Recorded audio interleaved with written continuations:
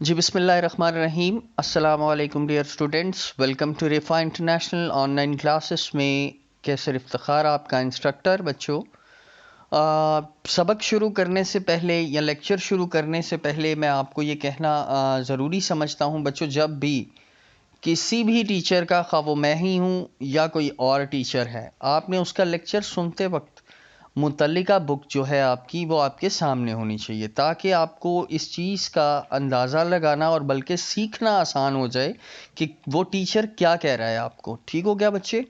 اور یاد رکھیں کہ ہم جس طرح چل رہے تھے کالج کے اندر بھی، ہم فزیکلی بھی چل رہے تھے. آپ کوشش کیا کریں میرا بیٹا، آپ لیکچر سننے کے بعد اس کو یاد کریں، اور یاد کرنے کے فوراً بعد اس کو آپ لکھیں بھی. ٹھیک ہو گیا بچے؟ تاکہ آپ کی وہ گیپ نہ ہو. تو جی، ہم بغیر ٹائم ویسٹ کیے ہم آگے چلتے ہیں بچوں. کہ آج ہمارا جو ٹاپک ہے تعلیم کی معاشرتی بنیادیں ہیں.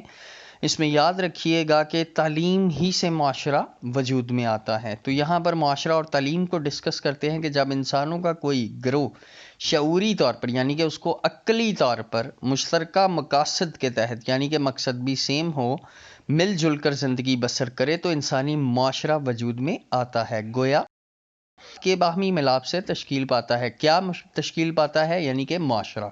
کہتا ہے اللہ تعالیٰ نے انسان کو معاشرت پسند بنایا ہے، یعنی کہ معاشرے میں رہنے والا بنایا ہے، یعنی انہیں آپس میں مل جل کر رہنے کی خواہش اور دیت کی ہے، یعنی کہ خواہش پیدا کی ہے ان میں.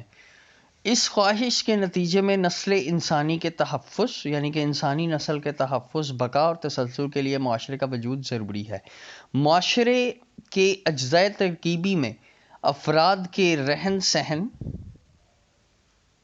مشترکہ رسوم اور رواج، مشترکہ نظریہ حیات، مشترکہ زبان، مذہبی، معاشرتی، تہذیبی اور ثقافتی اقدار میں مماثلت شامل ہیں. یعنی کہ معاشرہ کیسے وجود میں آتا ہے؟ اگر ایک معاشرہ ہے، اس میں رہن سہن ہو، رسم و رواج سیم ہو، نظریہ حیات سیم ہو، زبان سیم ہو، مذہب سیم ہو، تہذیبی طور پر، ثقافتی طور پر اقدار ان کے ملتے جلتے ہوں، تو ایک معاشرہ وجود میں آتا ہے. کہتا ہے جب اس دنیا میں بچہ جب آتا ہے تو یہ دنیا اس کے لیے اجنبی ہوتی ہے. آہستہ آہستہ وہ اپنے ماحول سے مانوس ہو جاتا ہے. پہلے تو وہ اپنی ماں سے ہی سارا کچھ سیکھتا ہے. جب وہ اس دنیا میں اللہ پاک اس کو بھیجتا ہے تو وہ بالکل ہی اجنبی ہوتا ہے. آہستہ آہستہ وہ اپنے ماحول سے ٹچ ہوتا ہے، پھر مانوس ہوتا ہے. مانوس مینس کہ وہ ملنا جلنا کرتا ہے، یعنی کہ پسند کرتا ہے. اپنے ارد گرد کے ماحول سے متاثر ہو کر وہ ایسی حرکات و اعمال کرتا ہے جن کا وہ اپنے ماحول میں مشاہدہ کرتا ہے. یعنی کہ ایک بچہ ہے نا، تو بڑے کہتے ہیں کہ اس کے سامنے اچھی باتیں کریں، اچھی حرکات کریں، تاکہ وہ وہی سیکھے گا اور وہی امپلیمنٹ کرے گا. وہ سیکھ کر اس معاشرے کا رکن بن جاتا ہے. کہتا ہے بچے کی اولین درسگاہ اس کے گھر کا ماحول ہوتا ہے. گھر کے ماحول سے متاثر ہو کر وہ مسلسل ایک تعلیمی عمل سے گزرتا رہتا ہے. اس طرح بچے کا معاشرتی پہلو اور اس کی تعلیم کے لیے اساس کا کام دیتا ہے. کہا جاتا ہے کہ بچے کی اولین درسگاہ ماں کی گود ہوتی ہے، اور بچے کی اولین معلم اور اس کے والدین ہوتے ہیں. جو اس کے اولین معلم ہیں جن سے وہ سیکھتا ہے، اپنے گھر سے ہی وہ شروع کرتا ہے. بچے کی ابتدائی تعلیم و تربیت میں اس کے گھریلو ماحول کا اہم کردار ہوتا ہے. یہاں بچے کی شخصیت پر گہرے اور دیر پا نقوش مرتب ہوتے ہیں. شروع کے جتنے بھی یعنی کہ جتنے بھی آپ کہہ لیں کہ سٹیجز ہیں، وہ اس پر گہرے اور دیر پا. ٹھیک ہو گیا؟ بچہ فطری طور پر اپنے ماحول سے متاثر ہو کے ان تمام چیزوں کو اپنانے کی کوشش کرتا ہے جو دیگر افراد خانہ اس کے سامنے کرتے ہیں.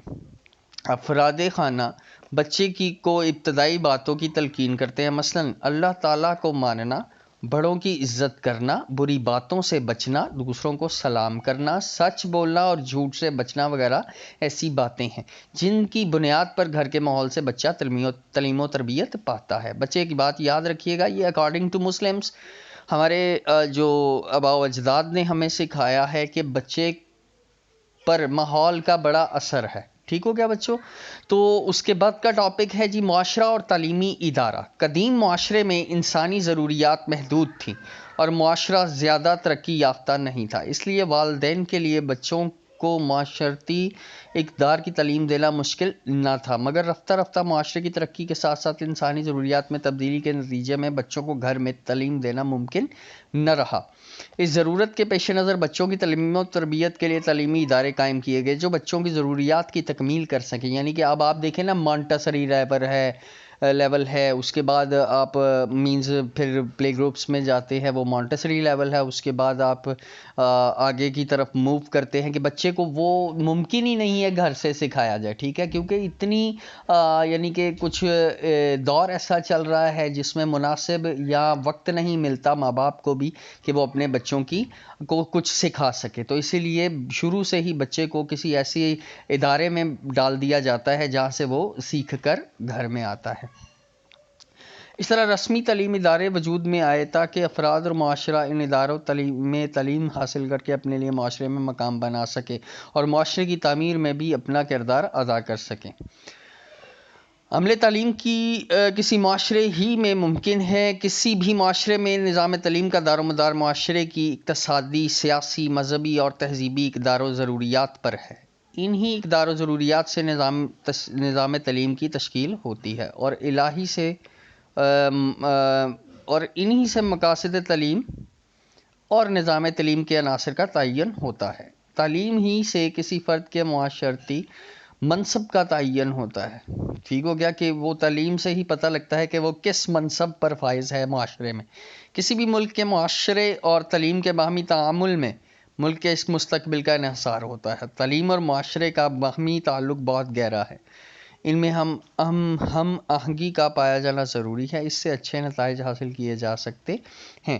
دنیا کی بدلتی ہوئی ضروریات کو پورا کرنے کے لیے عمل تعلیم میں مسلسل اور سوچی سمجھی تبدیلیاں ضروری ہیں تاکہ تعلیم بدلتے ہوئے وقت کے معاشرے کو خوب سے خوب تر بنانے میں اپنا فعال اور متحرک کردار، یعنی کہ ہر ٹائم متحرک رہے، کردار ادا کر سکے.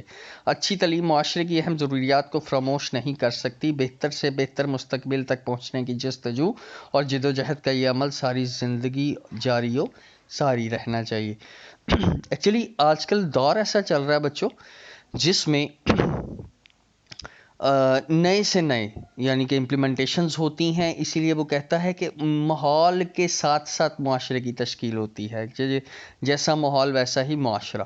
تو بہتر ہے کہ تعلیم اچھی سے اچھی دی جائے اور اچھی سے اچھی سوچیں، اچھے سے اچھا سیکھا جائے تعلیم سے، تبھی آپ معاشرے میں رہ کر اپنا کردار نبھا سکتے ہیں، اس کی امپلیمنٹیشن کر سکتے ہیں. تو یاد رکھیے گا، تعلیم بڑا گہرا چھاپ چھوڑتی ہے معاشرے کے اوپر. جیسی تعلیم لیں گے ویسا ہی معاشرہ آپ کا بنے گا. ٹھیک ہو گیا بچے، یاد رکھیے گا آپ کا یہ لیکچر ہے آج. تو آپ نے اس کو اچھے طریقے سے یاد کریں اور اس کو اپنی کاپیز پہ لکھیں.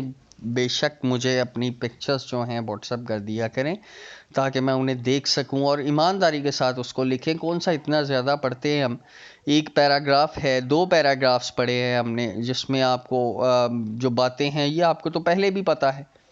ٹھیک ہو گیا نا. تو یہ ساری باتیں آپ یاد کریں اور اچھے طریقے سے لکھیں. ٹھیک ہو گیا. اور لکھا ہوا مجھے سینڈ کریں، چاہے اپنے پروکٹر کو سینڈ کریں تاکہ وہ مجھے بتا سکے کہ بھائی کس کس نے لکھا ہے. ٹھیک ہو گیا بچیوں، اپنا بہت زیادہ خیال رکھیے گا اور اس کو اچھے طریقے سے سنیے گا اور اس کو لکھیے گا. ٹھیک ہے بچوں، امید کروں گا کہ انشاءاللہ تعالی آپ کو سمجھ آئے. ٹھیک ہے، اور مجھے لکھا ہوا دکھائیں. ٹھیک ہے، تھینک یو ویری مچ. اپنا بہت زیادہ خیال رکھیے گا. اللہ حافظ.